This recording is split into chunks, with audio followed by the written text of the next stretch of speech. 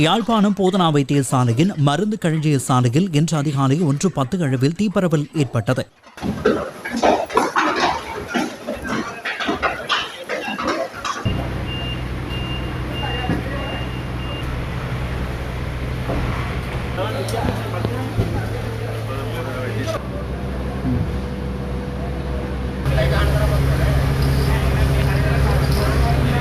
இதனையடுத்து யாழ்ப்பாண போலீஸ் நிலைய அதிகாரிகள், முப்படையினர் மற்றும் தீயணைப்பு சேவைகள் திணைக்களம், வைத்தியசாலை ஊழியர்கள் ஆகியோர் இணைந்து தீயை கட்டுப்பாட்டுக்குள் கொண்டுவர நடவடிக்கை எடுத்தனர்.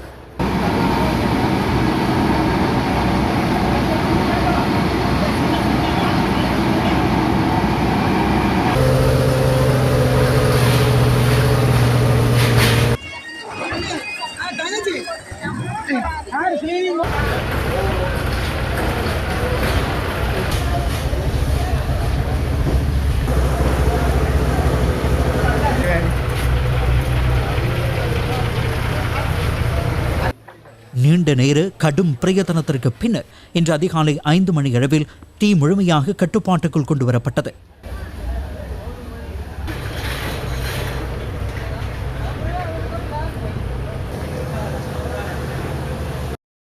இந்த சம்பவம் தொடர்பாக வைத்தியசாலை பணிப்பாளர் இவ்வாறு கருத்து தெரிவித்தார்.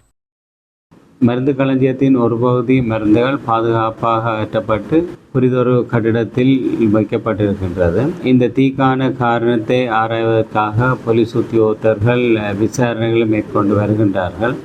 இதே சமயம் வைத்தியசாலையில் இருக்கின்ற நோயாளிகளுக்கும் வைத்தியசாலைக்கு வருகின்ற கிளினிக் நோயாளிகளுக்கும் தொடர்ச்சியாக மருந்தை வழங்குவதற்கான ஏற்பாடுகள் செய்யப்பட்டுள்ளது.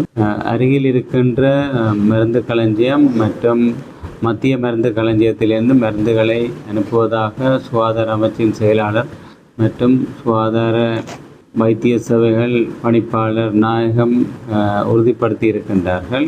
ஆகவே பொதுமக்களுக்கு தொடர்ச்சியாக மருந்துகள் வழங்கப்படும். வைத்தியசாலையின் உள்ளக மருந்து களஞ்சியம் மற்றும் கிளினிக் மருந்து களஞ்சியங்கள் பாதிப்படையவில்லை. தீ கட்டுப்பாட்டுக்குள் கொண்டுவரப்பட்டதை அடுத்து வடமாகாண ஆளுநர் நாகலிங்கம் வேதநாயகன் சம்பவ இடத்திற்கு சென்று பார்வையிட்டார்.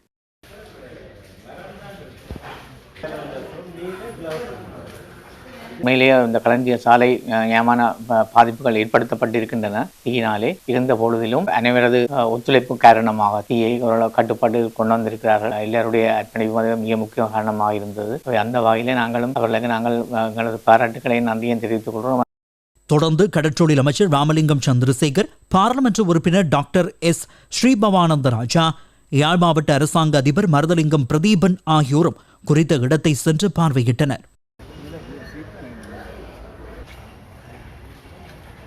இது தொடர்பாக சுகாதார அமைச்சர் உள்ளிட்ட அனைவரும் இது சம்பந்தமாக கரிசனையோடு கவனத்தை எடுத்திருக்கின்றார்கள். இவ்வாறான பாதிக்கப்பட்டிருக்கின்ற, முற்றாக அளிக்கப்பட்டிருக்கின்ற எங்களுடைய களஞ்சிய சாலையை மீள கட்டி எழுப்புவதற்கான நடவடிக்கை எடுக்கப்பட வேண்டும். உடனடியாக மருந்துகளை கொண்டு வருவதற்கு என வவுனியாவிலிருந்து, அதே போன்று அனுராதபுரத்திலிருந்து, மேலதிகமாக கொழும்பிலிருந்தும் கூட பூரணமான மருந்துகளை பெற்றுக் கொடுப்பதற்கான நடவடிக்கைகள் எடுக்கப்பட்டிருக்கிறது.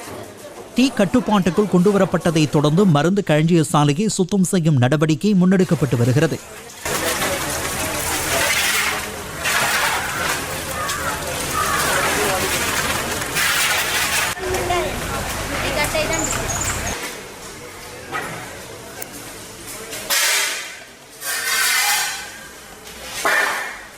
இது தொடர்பான மேலதிக விசாரணைகளை யாழ்ப்பாணம் போலீசார் முன்னெடுத்து வருகின்றனர்.